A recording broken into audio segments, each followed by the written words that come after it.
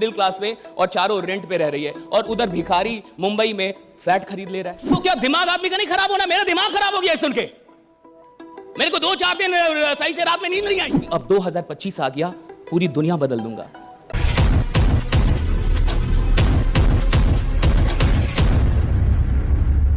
अभी मैं हाल फिलहाल में एक वीडियो देख रहा था, जो बहुत बड़े फुटबॉलर है, क्या नाम है उनका, एक बहुत बड़े फुटबॉलर है, रोनाल्डो, राइट? नहीं रोनाल्डो, जैसे भी बोले एक जबरदस्त आ लिया जाऊंगा, रोनाल्डो की वीडियो थी।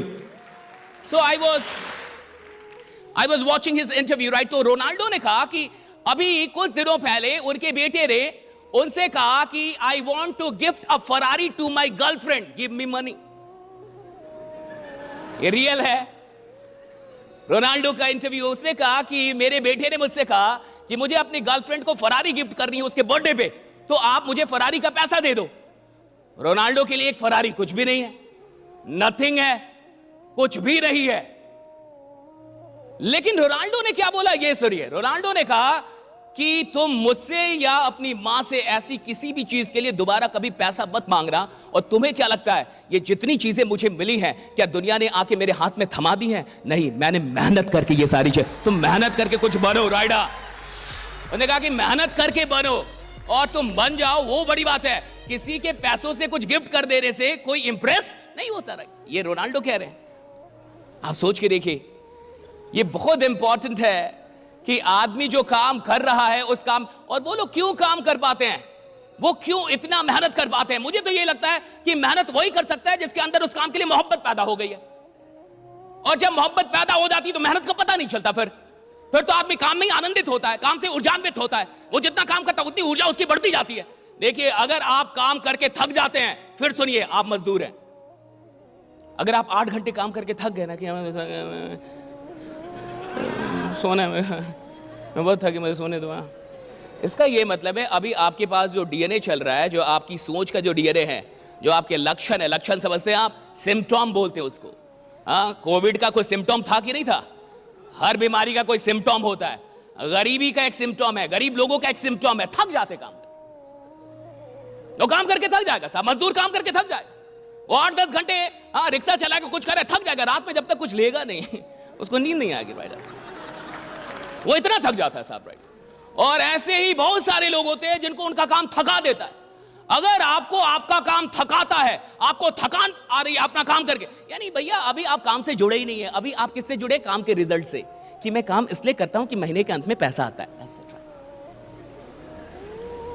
अगर आप काम से जुड़े होते तो काम थकान पैदा कर ही नहीं सकती। जो आदमी काम से जुड़ा है वो तो काम ना करे तो थक जाए। उसको 2-4 दिन बोलो काम नहीं करना, उसको टेंशन हो जाता है। 10 दिन छुट्टी दे दो, 11वें दिन बुखार हो जाएगा उसको, वो पागल हो जाता है। उसको काम चाहिए। जो लोग काम से जुड़ जाते हैं वो काम करके कभी नहीं थकते। और यही लोग चैंपियन बनते हैं, यही लोग अमीर बनते हैं। इन्हीं लोग की कहानियां सुनाई जाती है, इन्हीं के बारे में आपको बताया जाता है, इन्हीं के बारे में किताबों में लोग पढ़ते हैं। That's it, वही लोग जिनको काम से ऊर्जा मिल रही है, ना कि ऊर्जा जा रही है। दो ही चीज हो सकती है, मैं कुछ कर रहा हूं तो या तो मेरी ऊर्जा बढ़ जा रही है और या तो मेरी ऊर्जा घट जा रही है। या तो मेरी एनर्जी बढ़ जा रही है या तो मेरी एनर्जी घट जा रही है। घट रही है इसका मतलब अभी मैं मजदूर हूं, बढ़ रही है यानी अब आप आ गए, ट्रैक पे आ गए। अब आप ट्रैक पे आए, अब जिंदगी में आप अपनी कहानी लिखना शुरू करेंगे। अभी तक तो आप मजदूरी कर रहे थे। और जितने भी छोटे लोग होते हैं, बुरा ना माने कोई भी, right, with all due respect, छोटा आदमी थकता बहुत है साहब, बहुत जल्दी थक जाएगा साहब। छोटा आदमी थकता बहुत है साहब, बहुत जल्दी थक जाएगा साहब। और जो भी बड़े लोग हैं, लोगों को क्या लगता है बड़ा आदमी काम नहीं करता। भाई बड़ा आदमी तेरे से बहुत ज्यादा काम करता है। लोगों को लगता है धंधे भाई बिजनेसमैन बहुत काम करते हैं। और हाल फिलहाल में तो भारत में जंग छिड़ गई कि भैया सप्ताह में इतना घंटा काम करना चाहिए कि नहीं, कोई वर्क लाइफ बैलेंस भी होना चाहिए। घंटा बैलेंस उनके लिए है जो साधारण जी के और साधारण मरना चाहते हैं, जो क्रांति पैदा करना चाहते हैं, उनके लिए कोई बैलेंस नहीं होता, right? There is no work life balance, there is no work life balance.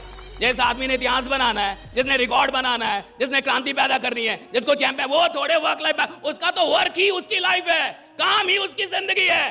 और अगर आप कहते नहीं काम और जीवन में बैलेंस होना चाहिए, यानी आप एक ऐसी गरीब और दुखी आत्मा हैं जिसका काम अभी तक जीवन बना ही नहीं है।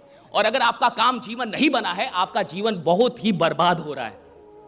रोज टॉर्चर हो रहे हैं आप, ऑफिस जाके टॉर्चर हो रहे हैं, दुकान खोल के टॉर्चर हो रहे हैं, धंधा करके टॉर्चर हो रहे हैं, ये टॉर्चर हो रहा है जीवन आपको, क्योंकि काम अलग है जीवन अलग। भैया काम ही जीवन होना चाहिए, कर्म ही जीवन। जो काम जीवन जैसा नहीं लग रहा वो करने के लायक भी नहीं है, कोई और काम खोजिए। फिर जो काम आपको जीवन जैसा नहीं लग रहा, जिस काम में आपको जीवन नहीं मिल रहा, जिस काम में आपको आनंद नहीं आ रहा, वो करने लायक नहीं है भाई, छोड़ दो उस काम को।